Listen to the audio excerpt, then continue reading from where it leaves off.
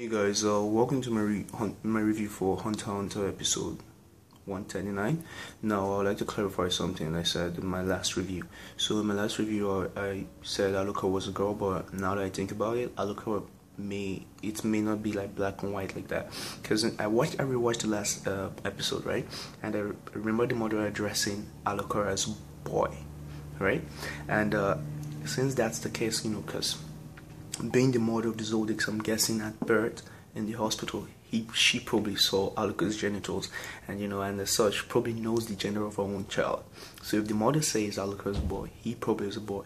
But this is why I think the reason why Kilo refers to Alluka as a girl is probably because he spends more time with Alluka than anyone else and knows Alluka better than even the mother, right? And as such, knows that Alluka has the psyche of a girl. Now, since Alluka has the psyche of a girl, it's no surprise that he refers to her like, using pronouns like her, she, whatever, right? So that's my own take on it. But, no one really cares. So now, down to this episode. Now, I really like this episode, but the reason why I like this episode is because of the insight they sort of give to the Zodiacs. Now, they don't, like, Illumi and the rest of the Zodiacs wouldn't really give a fuck if Killer was going to make the wish himself and then make someone else pay the price, because that's what these Zodiacs usually do, because they're cold-hearted assassins. They kill people for money.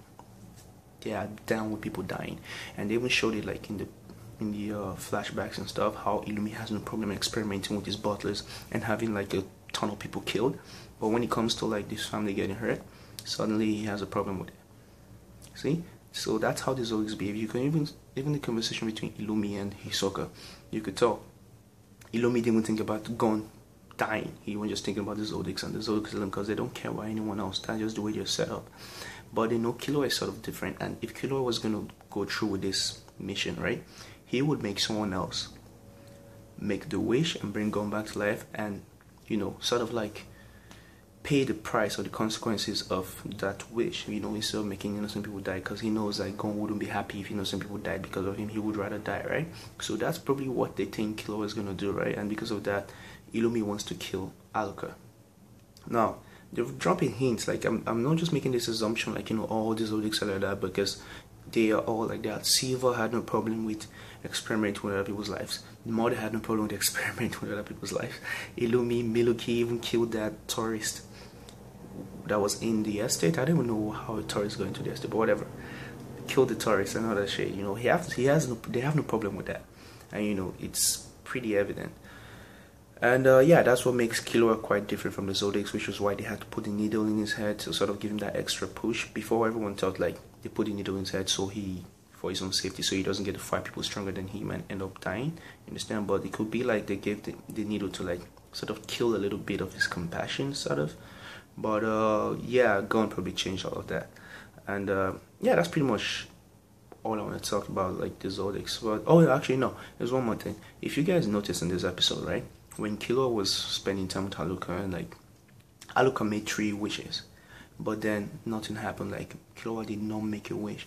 Now this could be because the person who made the wish was Alluka, not Nanika, which is something.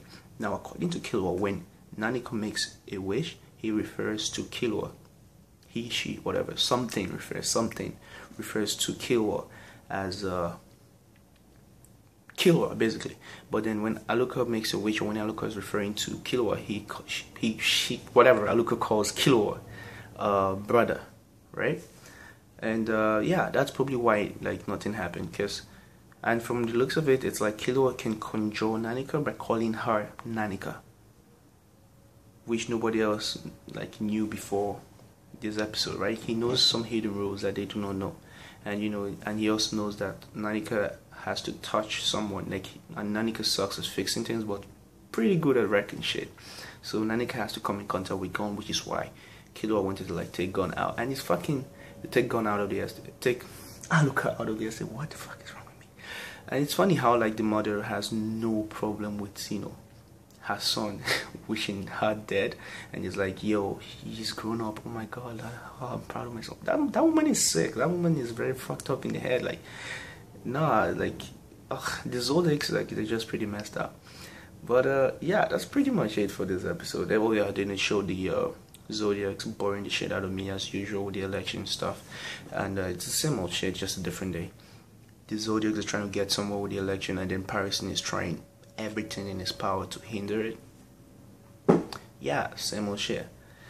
I don't really know, but yeah, I really like this episode though. I like the part with the Zodiacs. I didn't want to see the Zodiacs, to be honest. Like that shit was pretty boring. I just want them to fight to do something cool for once, considering like they are the Zodiacs and they're supposed to be bad as Gain is a member anyways. But yeah, I don't really think that if I missed anything, but yeah, that's pretty much it for my review, and hope you enjoyed it. Leave a like if you did and subscribe. Bye.